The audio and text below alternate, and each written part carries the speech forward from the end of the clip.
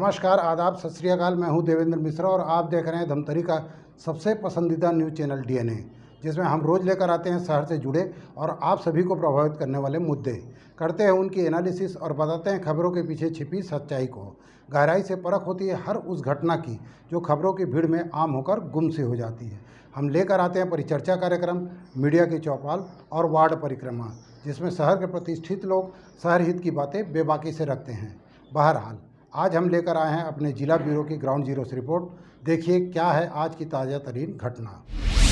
गुरुवार को धमतरी जिले के कुरुद ब्लॉक के युवा बड़ी संख्या में कलेक्ट्रेट पहुंचे और अवैध रेत उत्खनन की शिकायत की। इसके साथ ही युवाओं द्वारा अवैध रेत उत्खनन रोकने पर रेत माफियाओं द्वारा झूठा एफआईआर करवाने की शिकायत भी की गई है। शिकायतकर्ताओं ने बताया कि कुरुद इलाके में धड़ल्ले से रेत का उत्खनन किया जा रहा है, जिसे रोकने युवाओं द्वारा प्रयास किया जाता है तो उनके साथ गाली गलौज और मारने की धमकी दी जाती है। इतना ही नहीं, झूठी एफआईआर करवाई जाती है। शिकायतकर्ताओं की मांग है कि अवैध रेत उत्खनन बंद किया जाए और रेत माफियाओं द्वारा गुंडागर्दी पर लगाम लगाया जाए। वहीं प्रशासन ने कार्रवाई करने की बात कही है। दरअसल धमतरी जिले के अवैध रेत उत्खनन की शिकायतें सुनने को मिलती रहती हैं। इसके साथ ही रेत माफियाओं की गुंडागर्दी भी किसी से छुपी नहीं है। एक बार फिर धमतरी के कुरुद ब्लॉक में युवा बड़ी संख्या में कलेक्ट्रेट और एसपी दफ्तर पहुंचकर शिकायत की है। आवेदन देकर उचित कार्रवाई की मांग की गई है। शिकायत करने पहुंचे दिवाकर चंद्राकर ने बताया कि कुरुद के ग्राम गुदगुदा व चार भाटा में हो रहे अवैध उत्खनन को उजागर कर भ्रष्टाचार को रोकने का प्रयास उनके द्वारा किया गया, लेकिन उनके प्रयास से क्रोधित होकर अवैध रेत उत्खनन करने वाले रेत माफिया अपने आदमियों को भेजकर डराया धमकाया और गाली गलौज भी किया जा रहा है।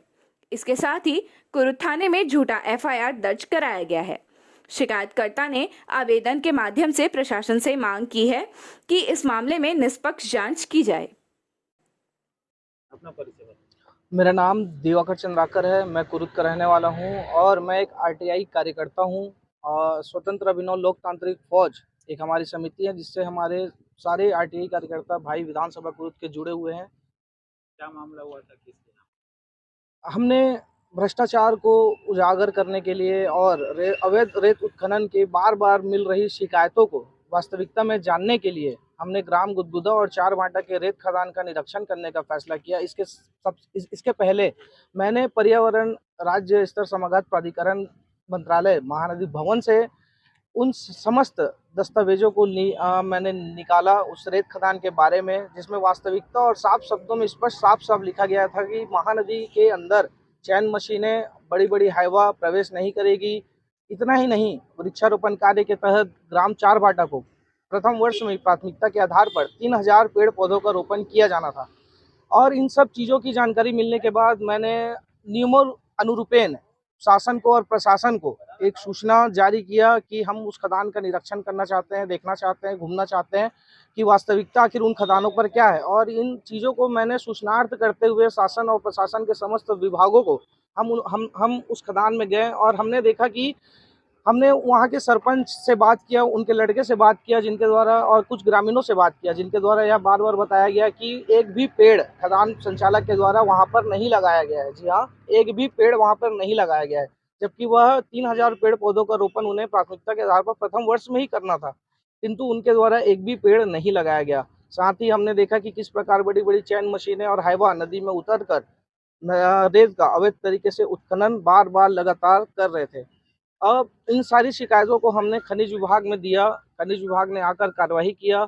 उस कार्रवाई से क्रोधित होकर, बहुत ज़्यादा क्रोधित होकर, जो माफिया धमतरी और दुर्ग जिले में ऑलरेडी 37 से अधिक मामले दर्ज हैं, ने अपने लोगों को थाना भेजकर और मिली भगत करके पुलिस थाना प्रभारी के साथ एक झूठी एफआईआर रिपोर्ट मेरे नाम पे दर्ज की है कि मैंने अवैध वसूली किया है, मैंने उन्हें जान से मारा है, पीटा है, धमकाया है, गाली गलौज किया है, जबकि ऐसा कुछ भी नहीं हुआ है।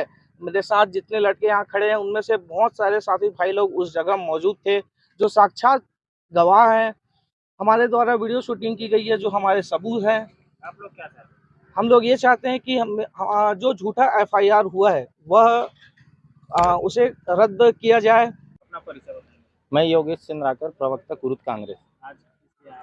आज हम कलेक्टर साहब धमतरी के और माननीय पुलिस अधीक्षक महोदय जिला धमतरी के पास अपनी शिकायत लेकर आए थे और मीडिया के माध्यम से ये सब चीज़ें आप सबको पता है कि कुरुद क्षेत्र के महानदी में एक अवैध रेत माफिया जो अवैध तरीके से रेत का उत्खनन कर रहा है ग्राम पंचायत गुदगुदा में खनिज विभाग के द्वारा गुदगुदा में रेत खदान आवंटित नहीं है, लेकिन वहां पर करोड़ों के रेत को उन्होंने अवैध तरीके से उत्खनन किया है, जिससे उस क्षेत्र में ग्रामीण काफी आक्रोशित थे और पर्यावरण के नियमों की भी धज्जियां उड़ाई जा रही हैं उस रेत माफिया के द्वारा। लेकिन उसकी आवाज लगातार आरटीआई कार्यकर्ता एक्टिविस्ट दिवाकर चंद्राकर द्वारा वो बात को उठाई गई। शासन प्रशासन को सूचना देकर, लिखित में सूचना देकर उन्होंने उस जगह पर जाकर मुआयना करने की जानकारी दी, लेकिन उन्होंने उस माफिया ने और उनके लोगों ने, दिवाकर चंद्राकर ने जो एक सच की आवाज़ उठाई, लोगों को न्याय दिलाने की आवाज़ उठाई, पर्यावरण को बचाने के लिए जो आवाज़ उठाई, उसे दबाने के लिए, उन्हें मानसिक रूप से प्रताड़ित करने के लिए झूठा एफआईआर के लिए आवेदन पुलिस थाने कुरुद में दिया।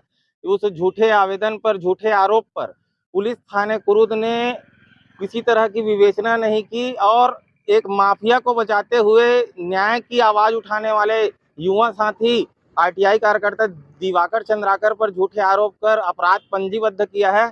और जिस तरह से उन्होंने कानून व्यवस्था को अपने खैरात समझकर मनमानी की है, मैं बात कर रहा हूं कुरुद टीआई की, उन्होंने एक मनमानी की है और न्याय को ठेंगा दिखाते हुए एक आवाज उठाने वाले कार्यकर्ता को मानसिक रूप से प्रताड़ित किया है, उस पर झूठा आरोप लगाकर उन्हें अपराध पंजीबद्ध किया है। तो ऐसी कानून व्यवस्था को कोई स्वीकार नहीं करता है। कुरुद विधानसभा के पूरे क्षेत्र के लोग काफी जागरूक हैं, न्याय की लड़ाई के लिए हर स्तर पर संवैधानिक तरीके से लड़ने के लिए तैयार रहते हैं। तो हम अपनी बातों को रखने के लिए माननीय कलेक्टर साहब और पुलिस अधीक्षक साहब के बीच आए हैं। हमने अपनी बातों को रखा भी है। पुलिस अधीक्षक महोदय ने आश्वासन भी दिया है कि इस पर शीघ्रता से हम जांच कराएंगे और किसी के साथ अन्याय नहीं होगा। झूठी शिकायत पर दिवाकर चंद्राकर के खिलाफ एफआईआर दर्ज किया गया है, जिसकी जांच के लिए हम लोग एसपी साहब के पास निवेदन करने आए थे कि इसमें जांच हो। इसमें बिना जांच के एफआईआर की गई है। इसमें ये प्रक्रिया बहुत दिनों से चल रही है। कुरुद क्षेत्र में देखने को आ रहा है कि एक माफिया रेत खदान चला रहा है, तो नाम से पूरे क्षेत्र में दहशत है। लोग मुझसे जनप्रतिनिधि होने के नाते लगातार मेरे पास आते हैं। चारभाठा के लोग, सिरसीदा के लोग, नारी के लोग, गुदगुदा के लोग लगातार मेरे पास आते हैं कि घर में घुस के जान से मारने की धमकी दे रहा है, ज़बरदस्ती उठवाने का, जान से मारने का धमकी दे रहा है करके मैं बार बार इस विषय को लेकर थाना प्रभारी को बोला हूं कि अगर ऐसी हमारे क्षेत्र में, विधानसभा क्षेत्र में इस तरह की घटना होती तो उनके खिलाफ एफआईआर किया जाए, लेकिन अभी तक कोई कार्रवाई नहीं की गई है। मैं एसपी साहब से इसी बात के लिए निवेदन करने आया था कि क्षेत्र के लोग दहशत में हैं, कल को कोई बड़ी घटना ना हो जाए, या कोई बड़ी घटना की पुनरावृत्ति ना हो जाए। इसलिए मुझे लगता है किसी के संरक्षण में, कोई नेता के संरक्षण में ये काम हो रहा है, क्योंकि बाहर के व्यक्ति आके क्षेत्र के लोगों को दादागिरी कर रहा है, धमका रहा है। जो माननीय भूपेश बघेल जी का निर्देश है, छत्तीसगढ़ में शांत माहौल है, छत्तीसगढ़ के लोग शांत लोग हैं, यहाँ का वातावरण शांत है, लेकिन इस तरह की जो घटनाएं हमारे क्षेत्र में हो रही है वो दुखद है। मैं माननीय मुख्यमंत्री जी से भी इसका निवेदन करूंगा कि इस तरह की यहाँ जो घटनाएं हो रही है उसमें जांच हो और उसके ऊपर कार्रवाई हो। एसपी साहब क्या बोले? एसपी साहब ने जांच का आदेश दिया है और कार्रवाई करने का भी आदेश दिया है। आपका परिचय बताएं। मेरा नाम विनोद सचदेव है। मैं जिला अध्यक्ष हूँ शिवसेना धमतरी का।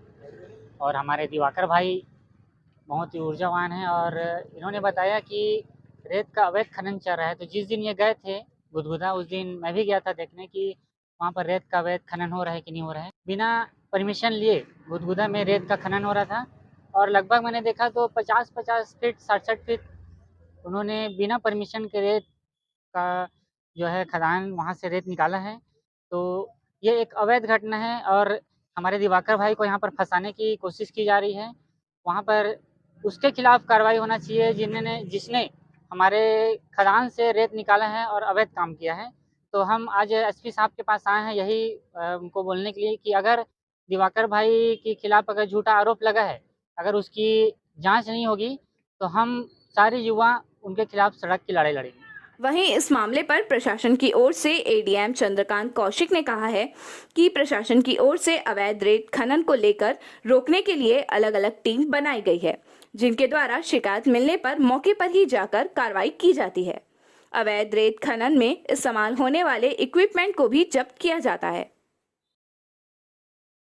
अवैध उत्खनन से अवैध रेत उत्खनन से होगी, तो मैं आपके संज्ञान में ला दूँ कि जिला प्रशासन के द्वारा एक संयुक्त टीम गठित की गई है, जिसमें माइनिंग्स, रेवेन्यू और पुलिस की टीम है। जो जब कभी भी इस प्रकार की शिकायत प्राप्त होती है तो एक संयुक्त टीम अवैध रेत उत्खनन करने वाले के विरुद्ध आवश्यक कार्रवाई करते हैं और मौके पर जाकर के अवैध रेत उत्खनन को रोका भी जाता है और उनके इक्विपमेंट, व्हीकल्स और अन्य उपकरण इत्यादि को जब्त किए जाते हैं। ये था शहर में घटने वाली खबरों का सार। हम लेकर आते रहेंगे अलहदा तरीके से हर उस घटना को और एनालिसिस करते रहेंगे खबरों की। आप बने रहिए हमारे साथ डीएनए न्यूज़ पर। हमें उम्मीद है कि आपकी विश्वास की कसौटी पर हम सदा खरा उतरेंगे। ये आपका अपना चैनल है। जय हिंद, जय छत्तीसगढ़, जय धमतरी।